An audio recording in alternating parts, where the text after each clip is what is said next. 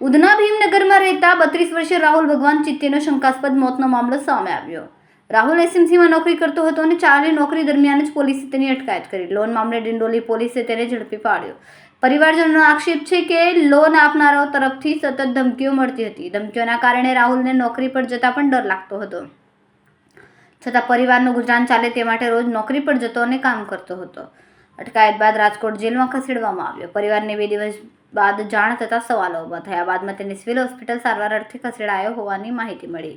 24 તારીખે પિતા હોસ્પિટલ પહોંચતા મોત થઈ ગયા હોવાનું જાણવા મળ્યું છે। પિતાનો આક્ષેપ છે કે જ્યારે લઈને ગયા તો ત્યારે કોઈ ગંભીર બીમારી નહોતી, તો અચાનક શું થયું? પરિવારજનોએ સમગ્ર મામલે શંકા વ્યક્ત કરીને નિષ્પક્ષ તપાસની માંગ કરી છે।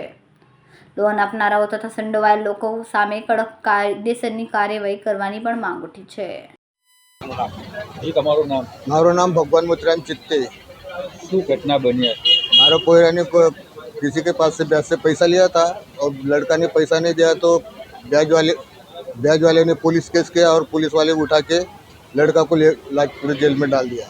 કઈ તારીખે લઈ ગયેલા હતા? 24 તારીખે બપોરે 2 વાગે। શું નામ છે છોકરાનું? राहुल भगवान चित्ते, કેટલી ઉંમર છે? 32। કઈ જગ્યા પર લઈ ગયા હતા અને કેવી રીતે જાણ થઈ હતી તમને?